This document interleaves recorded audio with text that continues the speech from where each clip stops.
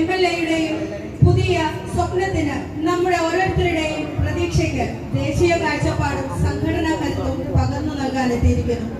അഭിമാനത്തോടെ ആദരവോടെ ഇരുകൈ നീട്ടി ഈ ഓഫീസിന്റെ ഉദ്ഘാടന കർമ്മത്തിലേക്ക് പ്രിയപ്പെട്ട സാറിനെ ഹൃദയപൂർവ്വം ക്ഷണിക്കുന്നു. ഇവിടെ എല്ലാം വേണ്ടപ്പെട്ട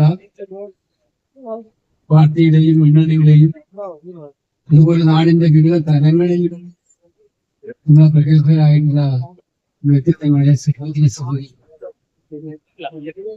ഏറ്റവും പ്രിയങ്കരായിട്ടുള്ള നേതാക്കളെ പ്രതിനിധിയുണ്ട്. വളരെ വളരെ സന്തോഷകരമായിട്ടുള്ള ഒരു അന്തരീക്ഷത്തിലാണ് നമ്മളെല്ലാം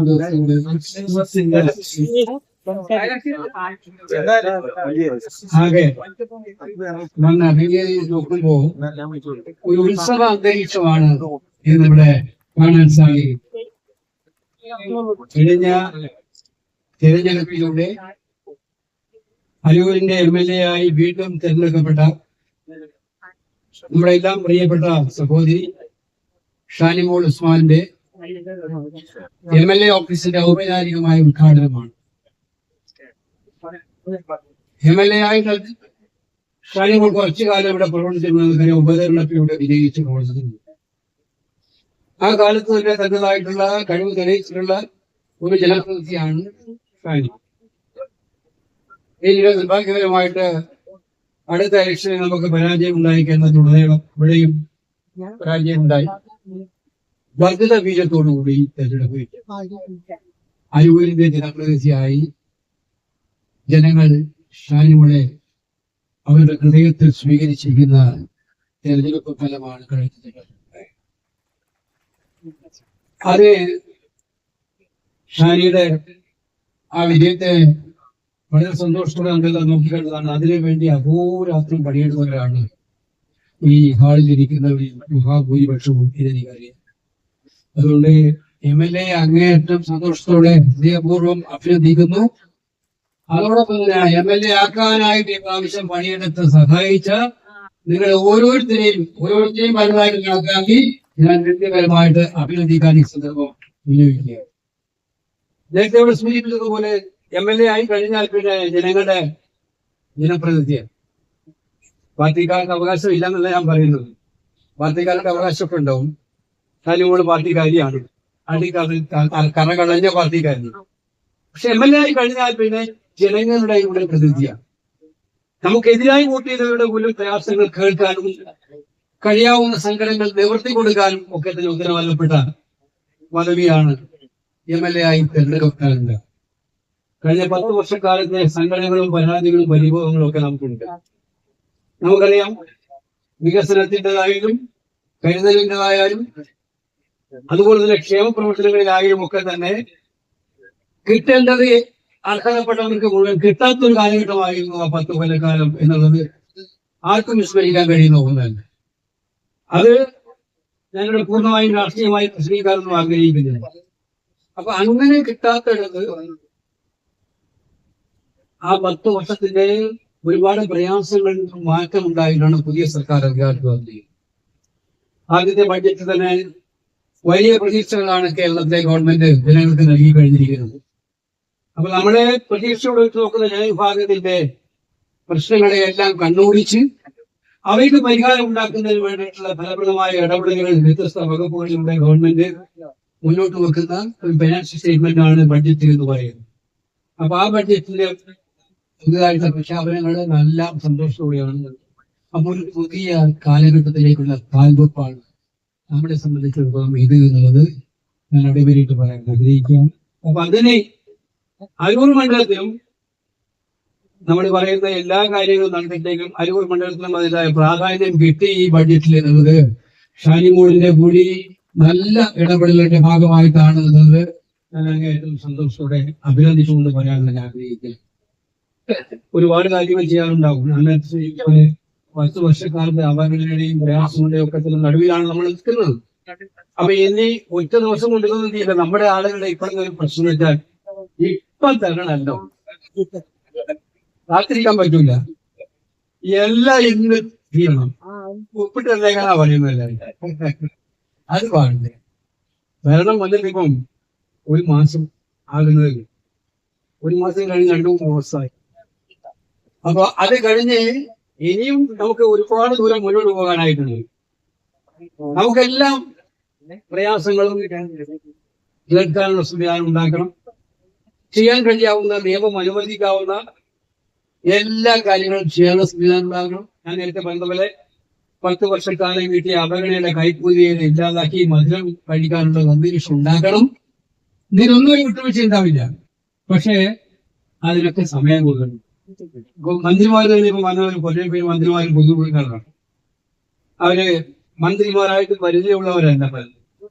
അവരുടെ വകുപ്പുകളെ പഠിക്കാൻ തന്നെ കുറച്ച് സമയമുണ്ട്. അപ്പൊ അത് ആ സമയം കൊടുക്കണം അവർക്ക്. ഇപ്പൊ നമ്മുടെ ഗവൺമെന്റ് ആണ്, നമ്മുടെ മന്ത്രിമാരാണ്, അവരെയൊക്കെ സംരക്ഷിക്കുക എന്ന് പറയുന്നത് നമ്മുടെ ഉത്തരവാദിത്വമാണ്. അത് മനസ്സിലാക്കിക്കൊണ്ട് തന്നെ അവർക്ക് ചെയ്യാനുള്ള അവകാശം കൊടുത്ത്, എന്ന് വെച്ച് ഞാൻ പറയുന്നത് നിങ്ങളൊന്നും പ്രശ്നങ്ങൾ കേൾക്കേണ്ടതാണ്. നിങ്ങളുടെ എല്ലാവരുടെയും പ്രശ്നങ്ങളും പ്രയാസങ്ങളും കേട്ടിരിക്കണം എന്നുള്ളതാണ് പാർട്ടിയുടെ തീരുമാനം. ഇതിൽ കാര്യം സംശയമില്ലാതെ അനുസരിച്ച് പാർട്ടി മുന്നോട്ട് പോയി. നൈതികമായിട്ടുള്ള പ്രശ്നങ്ങളും പ്രയാസങ്ങളും അതാണ് എനിക്ക് ഇക്കാര്യത്തിൽ പറയാനായിട്ടുള്ളത്. അതുകൊണ്ട് ഈ MLA ഓഫീസ് ജനങ്ങളുടെ സംഘടനകളും പരാതികളും പരിഭവങ്ങളും ഒക്കെ കേൾക്കാനും അവയ്ക്ക് പരിഹാരം ഉണ്ടാക്കാനുമുള്ള ഒരു അവസരം നമുക്ക് കേന്ദ്രമായിട്ട് ഇതിൽ മാറ്റം. കേരളത്തിന്റെ ഒരു ഞാൻ പറഞ്ഞ പോലെ പുതിയ ഒരു കാലഘട്ടത്തിലേക്ക് കേരളത്തിലെ യാത്ര നമ്മുടെ കുട്ടികൾക്ക്, നമ്മുടെ സഹോദരിമാർക്ക്, അതുപോലെ നമ്മൾ പറഞ്ഞ ഗ്യാരണ്ടി പറഞ്ഞതാണ്. ആദ്യമായി നമ്മൾ പറഞ്ഞ 5 ഗ്യാരണ്ടികൾ, ആദ്യമേ ഗ്യാരണ്ടികൾ നമ്മൾ നടപ്പിലാക്കി കഴിഞ്ഞു. KSRTC സൗജന്യമായി സഹോദരിമാർക്ക് യാത്ര എന്നുള്ള കാര്യം നടപ്പിലാക്കി കഴിഞ്ഞു. മറ്റൊരു ഗ്യാരണ്ടിക്ക് ബഡ്ജറ്റിൽ പോഷി കൊടുക്കുന്നില്ല, വയോജന വകുപ്പ് തുടങ്ങി കഴിഞ്ഞു. അപ്പൊ ബാക്കി ഗ്യാരണ്ടികൾ നമ്മുടെ രാഹുൽ ഗാന്ധി പ്രഖ്യാപിച്ച 5 ഗ്യാരണ്ടികളിൽ ആ 5 ഗ്യാരണ്ടികളും പൂർത്തീകരിക്കുക, ഒപ്പം നാടിന്റെ ജനക്ഷേമപരമായ കാര്യങ്ങളിൽ മുന്നോട്ട് പോകുക എന്നുള്ളതാണ്. ഒറ്റ കാര്യം എനിക്ക് പറയാം, ഈ ഓഫീസിലേക്ക് വരുന്നവർക്ക് അവരുടെ കാര്യങ്ങൾ സംഘടനകൾ MLA മുമ്പിലേക്ക് എത്തിക്കാനുള്ള അവസരം നമ്മുടെ പാർട്ടിക്കാർ ഉണ്ടാക്കിയിട്ടുണ്ട്. ഇപ്പൊ എവിടെ പോയാലും പ്രതിഭാസം, ഞാൻ കുറ്റം പറയല്ല, പാർട്ടിക്കാർ മറ്റുള്ളവരെ അങ്ങോട്ട് ഞാൻ വരുമ്പോൾ തന്നെ ഞാൻ കാണുന്നുണ്ട് പലരും. നമ്മള് പൊതുജന റീലും ഒക്കെ ഉള്ളതുകൊണ്ട് എല്ലാ ദിവസവും റീലിലും കാണുന്ന താല്പര്യം പിടിക്കണ്ട. മാറി മാറി ആളുകൾ റീലിൽ വരട്ടെ. അപ്പോഴേ ഒരേ ആളിന്റെ റീലിലോട്ട് വന്നുകൊണ്ടിരുന്നാൽ അത് താഴ്മേനും തോന്നുന്നുണ്ടാവില്ല. അപ്പൊ അതുകൊണ്ട് എനിക്ക് പറയാനുള്ളത് നമ്മുടെ പാർട്ടി പ്രവർത്തകരാണ്. കണ്ണിലെ കൃഷ്ണമണി പോലെ സംരക്ഷിച്ച നമ്മുടെ ഗവൺമെന്റിനെയും നമ്മുടെ MLA-യെയും ഒക്കെ സംരക്ഷിക്കുന്ന ഉത്തരവാദിത്വം നമുക്കുണ്ട്. അതുകൊണ്ട് ഇവിടെ ഉണ്ടാകുന്ന പ്രയാസങ്ങൾ ഉണ്ടാകുന്ന ആളുകൾക്ക് ഇവിടെ വന്നു പോകാനുള്ളത്, പാവങ്ങൾക്ക് അവരുടെ സങ്കടങ്ങൾ പറയാൻ വേറെ മാർഗമൊന്നുമില്ല. അവർക്ക് ഒരുപാട് പ്രയാസങ്ങൾ നിലവിലാണ് നമ്മുടെ നാട്ടിലെ പാവങ്ങൾ ചെയ്യുന്നത്.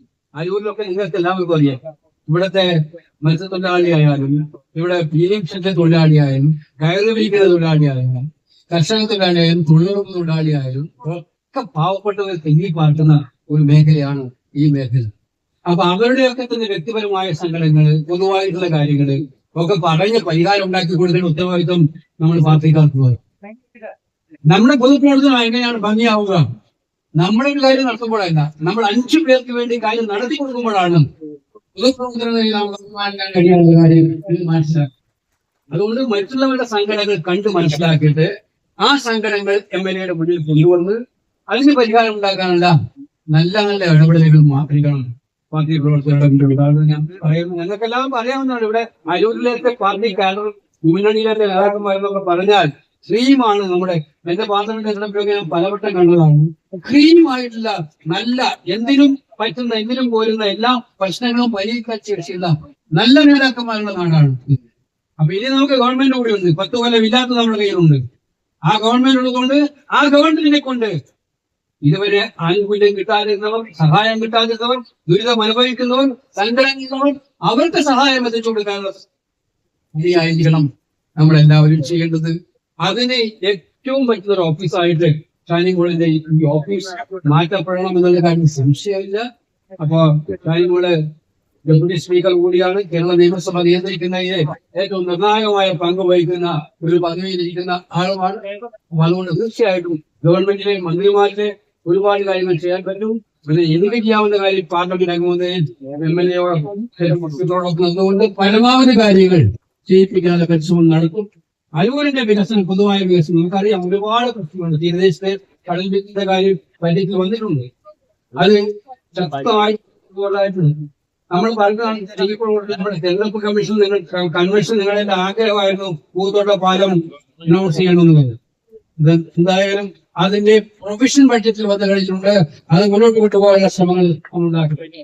അതുപോലെ തന്നെ മാക്കേരി കടവ് പാലം, ആ പാലത്തിന്റെ പണി അന്തിമ ഘട്ടത്തിലാണ്. നമ്മുടെ ഉമ്മൻചാണ്ടി ഗവൺമെന്റ് കാലത്ത് തുടങ്ങിയ ആ പാലം 10 കൊല്ലം എഴുഞ്ഞ് കൊണ്ടുപോകൊണ്ടിരിക്കുകയായിരുന്നു. സമയബന്ധിതമായിട്ട് അത് പൂർത്തീകരിച്ച് ജനങ്ങൾക്ക് തുറന്നു കൊടുക്കുക എന്നുള്ളത് നമ്മുടെ ഏറ്റവും വലിയ അഭിലാഷമായിട്ടുള്ള കാര്യമാണ്. അത് ഇസ്രായേലിന്റെ അത് ചെയ്യാനുള്ള ആവശ്യമാണ്. അതുപോലെ ഓരോ പഞ്ചായത്തിലെ കാര്യങ്ങളുണ്ട്. ഇഴവന്നെ ആയാലും, അരൂരായാലും, കുറ്റിയതോടായാലും, കോടംതുരുത്തായാലും, അപ്പുറത്ത് പള്ളിപ്പുറത്തായാലും, അരൂക്കുറ്റിയിലായാലും, അതുപോലെ തന്നെ പിന്നെ കൈക്കാട്ടുശ്ശേരിയിലായാലും, പള്ളിപ്പുറത്തായാലും, നേരത്തെ ഞാൻ പറഞ്ഞതുപോലെ പെരുമ്പളത്തായാലും ഒക്കെ തന്നെ ഉള്ള പ്രശ്നങ്ങളുണ്ട്. ഞാൻ പറഞ്ഞത് എല്ലാം ഒറ്റയടിക്ക് നീന്ന് വിചാരിച്ചിട്ട് നാളെ തന്നെ കുപ്പായിട്ട് നമ്മൾ കാര്യമില്ല. എല്ലാം ഒരു പ്ലാനിങ്ങോടുകൂടി എന്തെല്ലാം ചെയ്യാൻ പറ്റും, മുൻഗണനാക്രമത്തിൽ ചെയ്യാൻ പറ്റുന്ന കാര്യം കേന്ദ്രത്തിലും സംസ്ഥാനത്തിലും ഒക്കെ ചിലവിട്ട് പഞ്ചായത്തുകൾക്ക് ചെയ്യാൻ പറ്റുന്ന കാര്യമുണ്ട്. അങ്ങനെയുള്ള കാര്യങ്ങളൊക്കെ ഇടപെട്ട് ചെയ്യിപ്പിച്ച് വികസനവും അതുപോലെ നാട്ടിലെ ക്ഷേമവും ജനങ്ങളുടെ പ്രയാസങ്ങളും സംഘടിപ്പിക്കും എല്ലാം മാറ്റിയെടുക്കാനുള്ള ഒരു ഉച്ചസ്ഥമായ കർമ്മപദ്ധതിയുമായി നമുക്ക് മുന്നോട്ട് പോകണം. അതിന് പറ്റുന്ന ഒരു ഓഫീസായിട്ട് ഈ ഓഫീസ് മാറും എന്ന പറ്റ വിശ്വാസമുണ്ട്. നല്ല കൊള്ളാവുന്ന അവരൊക്കെ അതിനെ മെടുക്കന്മാരാണ്. അപ്പോ ജനങ്ങളെ കൂടുതൽ അടുപ്പിക്കുന്നവരായിട്ട് അവർ മാറി അടുപ്പിക്കുന്നവരെ മാറി അതിനർത്ഥത്തിൽ നമുക്ക് എല്ലാവർക്കും അതിന്റെ ഈ ഓഫീസിനോട് കൊണ്ടുപോകാൻ ഉണ്ടായിട്ട് എന്ന് ആഗ്രഹിച്ചുകൊണ്ട് നിങ്ങളുടെ എല്ലാ അനുവാദത്തോടും ഞാൻ നേരത്തെ വിളക്ക് കൊടുത്തി ഈ ഓഫീസിൽ ഉദ്ഘാടനം നിർവഹിച്ചു. ഉദ്ഘാടനം നിർവഹിച്ച ഷാനിമോള് ഞാൻ പറഞ്ഞു 140 നിയമസഭാ അംഗങ്ങളിൽ ഏറ്റവും നന്നായിട്ട് ജനക്ഷേമം മുൻനിർത്തി പ്രവർത്തിക്കുന്ന ഓഫീസാക്കി ഇതിനെ മാറ്റിയെടുക്കാൻ പ്രവർത്തനങ്ങളുമായി മുന്നോട്ട് പോയി. ഷാനി നേരത്തെ പറയണ്ടായി, ഞങ്ങളൊക്കെ വിദ്യാർത്ഥി സംഘടനാ പ്രവർത്തനത്തിൽ ഒന്നിച്ച് പ്രവർത്തിച്ചു തുടങ്ങിയ ആളാണ്. ഒരുപാട് അവസരങ്ങളിൽ ഇതിന് മുൻപേ കിട്ടേണ്ടതാണ്. ഷാനി വഴി എന്തായാലും ഇപ്പോൾ ഒരു ഗവൺമെന്റ് അവസരം ഇനിയും ഒരുപാട് അവസരങ്ങൾ നേടിയെത്തുമെന്നുള്ള കാര്യത്തിൽ എനിക്ക് സംശയമൊന്നുമില്ല. അതുകൊണ്ട് അവർക്ക് എല്ലാവിധമായ വിജയങ്ങളും വ്യക്തിപരമായിട്ട് ആശംസകൾ നൽകുന്നുണ്ട്. നമസ്കാരം. ജയ് ഹിന്ദ്. അടുത്തതായി നന്ദി ഈ ചടങ്ങിന് നന്ദി രേഖപ്പെടുത്തി